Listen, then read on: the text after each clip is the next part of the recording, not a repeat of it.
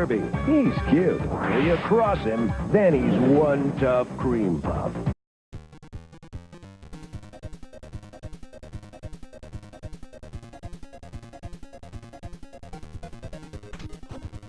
Welcome back, ladies and gentlemen, to Kirby Week, and we are on day 2 at Ice Cream Island. Nice tropical paradise, but severe lack of ice cream. So, disappointment! And I assume that's just a naming convention, because, I mean, I know, like, in Kirby's Epic Yarn, everything was, everything was sewing, patchwork, arts and crafts related.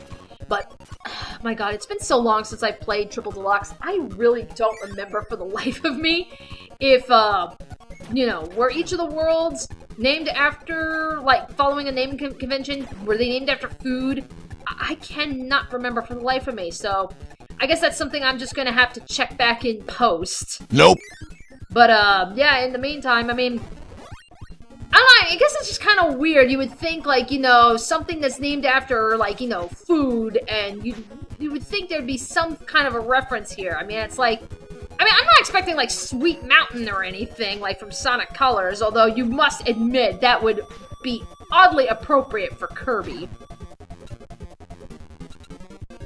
Okay, and then these freaking walking bombs. Okay, I just gotta ask. That screen flash that happened right there when the bomb blew up, like the second time. Oh, I have got to ask, was that in the original game? Like, in the original cartridge? Like, that brief flash? Because it looked like, I don't know, to me that looks way too damn digital. Like the way, like, it kind of blurred out there, and, just kind of like, literally like gradients, like, in and out. That, I don't know. That to me looks a little too advanced for the NES. So, I just gotta ask, anyone who's actually played this game, like, original cartridge, was that actually a part of the game? Or is that a result of, like, the Switch port? Like, maybe was the explosion, like, downplayed a little bit, and then, like, now that, we're on the Switch port and we got, high-def TVs, it looks differently? Like, this is gonna bug the shit out of me, so you guys are gonna have to help me here on this one. And also, fuck this minigame. I mean, I got the idea behind it, you gotta eat the eggs, don't eat the bombs. And then, yeah, DDD decides to be a little shit like that and just sneak one in there. But I would assume that when you've eaten enough of the eggs, at the end, you probably get an extra life. I mean, I would certainly hope that you get something other than just, points. But, yeah, I guess that's another thing you guys are gonna have to let me know of. Okay, so I guess, speaking of whom, I was just talking about, like, false advertising with Ice Cream Island earlier, so here's a, segue here into this discussion. Kirby commercials! Has anyone noticed how we cannot seem to give Kirby any kind of dignity when it comes to commercials? Like, we got some fucked up commercials for Kirby, not gonna lie here. I mean, the one that I showcased yesterday with Kirby swallowing the kid and, spitting him up into a star, that was, I want to say, I think that was from the very first Kirby game. And believe it or not, guys, that is actually the strangest commercial to come out of Japan when it comes to Kirby. And that is saying a lot considering, this is the same country that decided to give us a freaking Zelda rap to advertise Link to the Past. I mean, to be fair, we kind of did the same thing, but ours was not nearly as memorable as Japan's was. So, the fact that, yeah, that commercial is like the strangest one that Japan came up with for Kirby. And hi, Jeff! I see you playing Tetris. But, yeah, the fact that that is the strangest one to come out of Japan, yeah, that doesn't bode a lot of hope, at least for us, because, oh my god, man, it should not be that difficult to advertise Kirby, but, again, I suppose this is, actually, let me take this back. I was going to say, well, this is the 90s, and 90s is all about the weird and the gross out humor, but then I remembered, well, wait a minute, no, there were some commercials for relative recent games, like as far back as, like, you know, like, even, like, was it the Nintendo, like, was it Nintendo Wii time, or at least even just so much as, like, the 3DS, where, man, we had some weird, disturbing commercials for Kirby. It's like, oh, it should not be that difficult to advertise a fucking Kirby game on this side of the pond without it being disturbing. And honestly, seeing is believing. And that's why I'm going to showcase all, you know, some of the strangest Kirby commercials that I have been able to find, you know, specifically for Kirby Week. You know, might as well get that out of the way. Hey, yay, another crane game. Give me more lives. Let me see. So I guess, in the meantime, let's actually maybe divulge a little bit from Kirby, because I know everyone's been talking about it. I know we haven't had the opportunity to talk about it. So I am going to talk about it. So, how about that Sonic movie? You know, okay, a bunch of you guys know that we're Sonic fans. Even though we haven't really done a lot of Sonic content on this channel, you know, that will change, make no mistake about it. There are Sonic games that we want to bring onto the channel. But I mean, hell, that's part of our namesake is, you know, the whole needle part of Spippy Needle Geeks. That was a Sonic reference, because we're all Sonic fans here. But, you know, oh, yeah.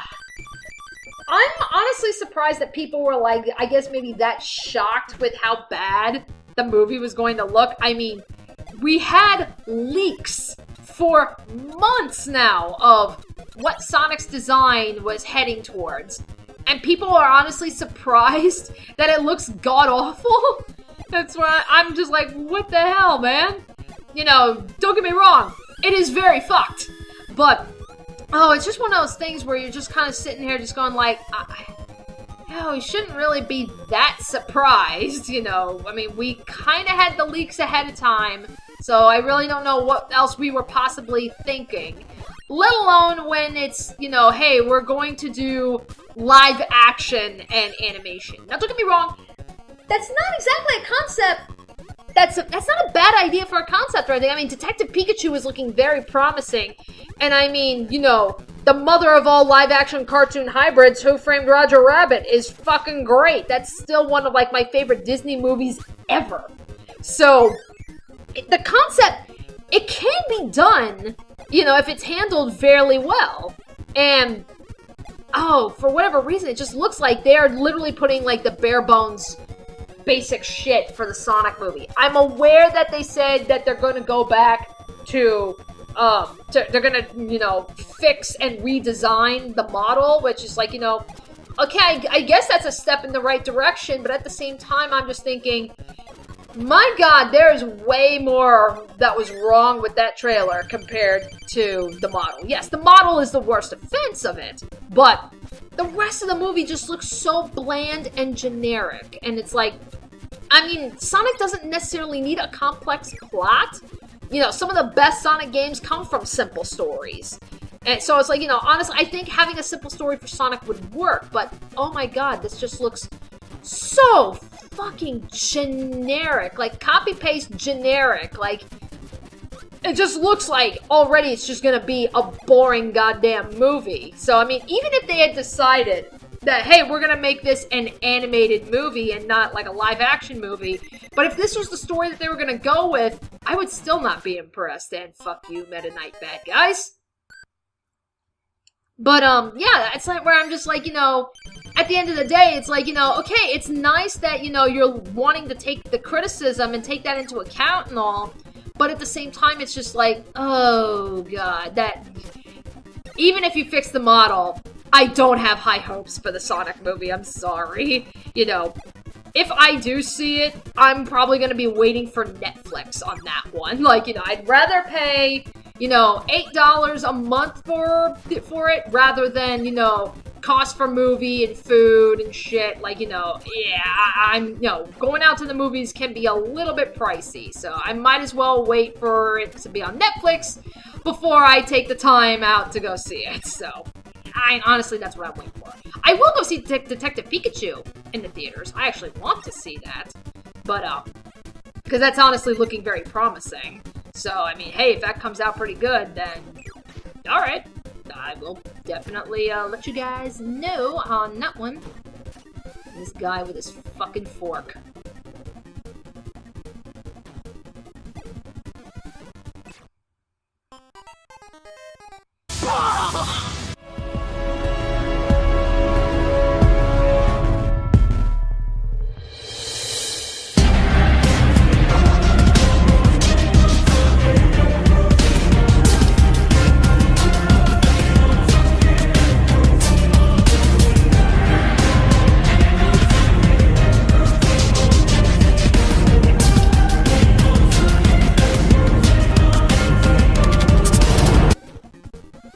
There we go.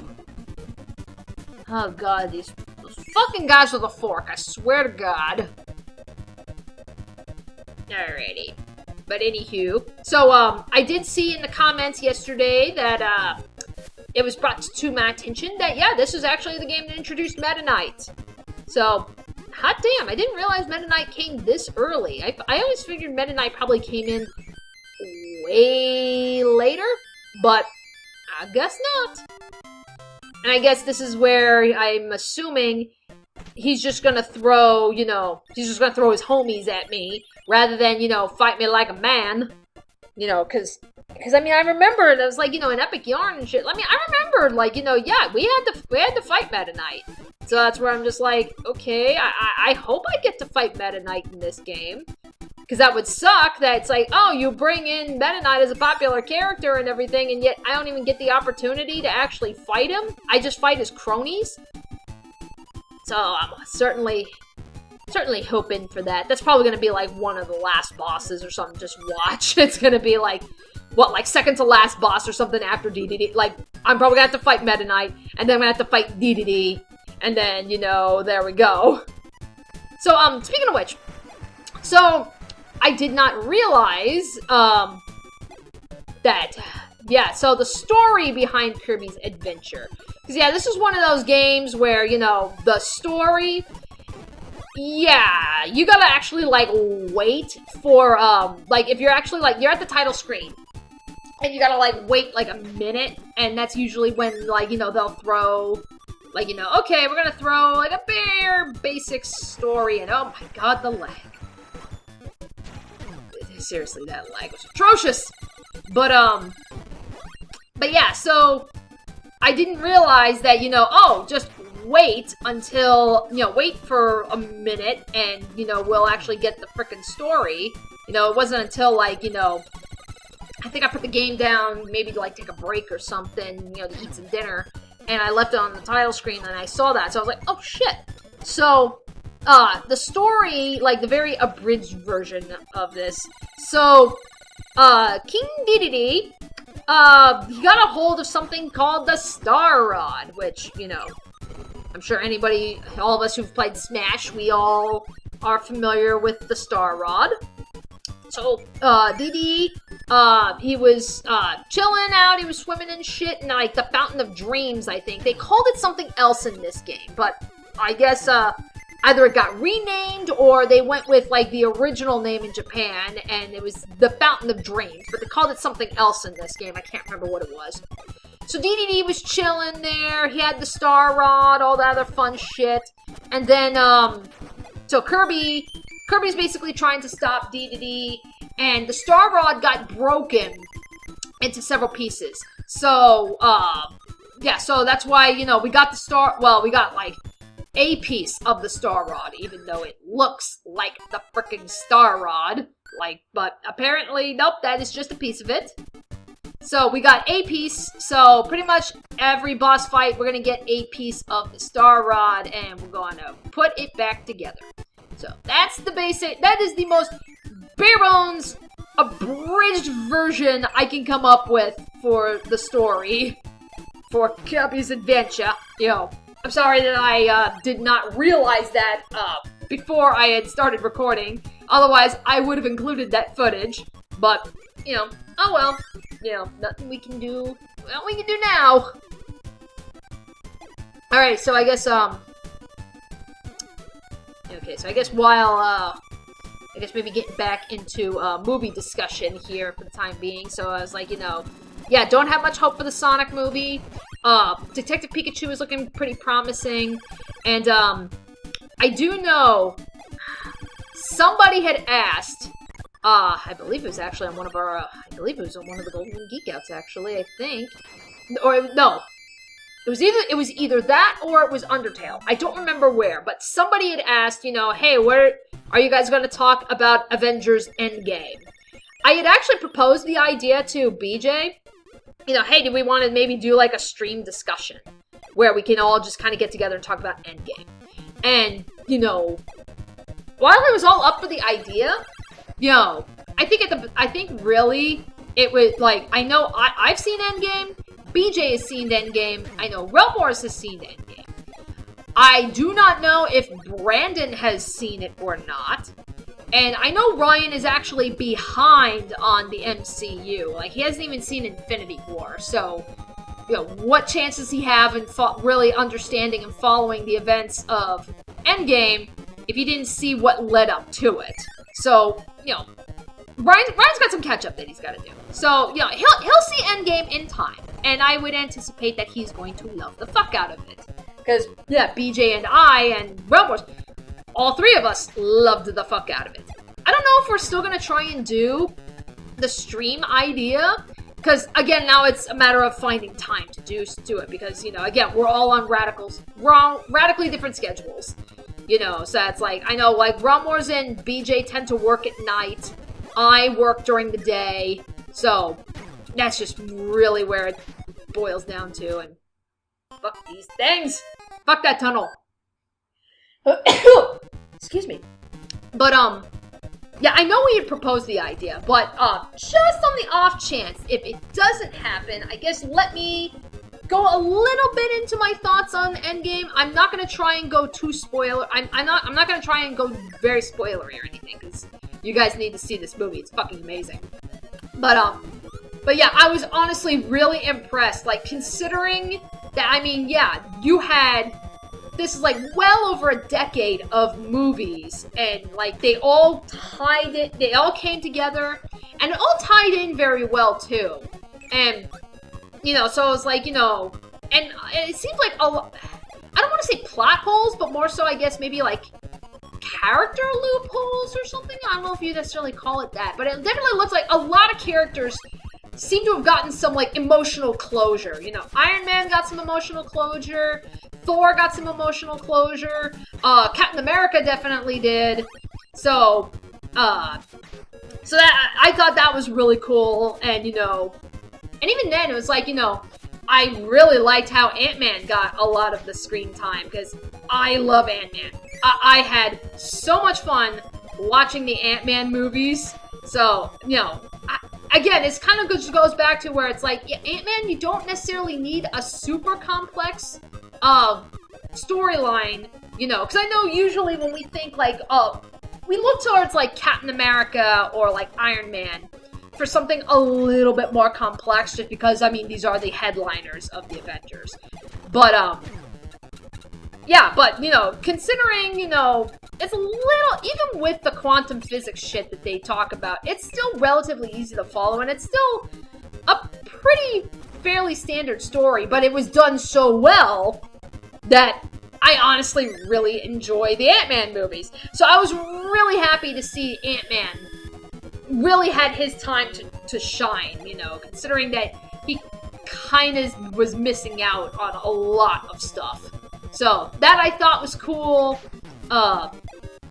You know, I loved seeing Nebula, you know, from Guardians of the Galaxy. She's really come into her own now. It was like, you know, I thought Nebula was a pretty cool character before, but I'm really, really liking what they did with her in Endgame. So, definitely looking forward to seeing, you know, what are they going to do with her in the future.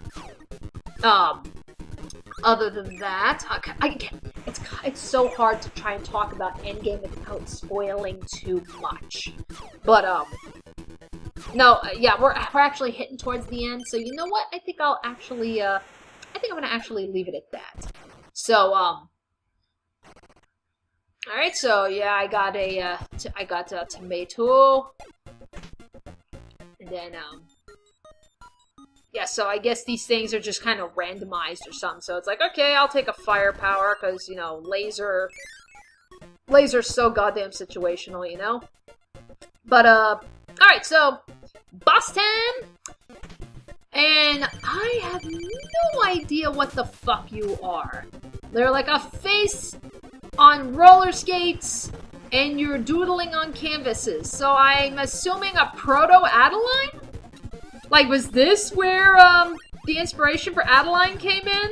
Because, like, I know, like, I really only know Adeline, you know, mostly from what I was seeing with, was it Kirby 64, and I know BJ really, really loves Adeline.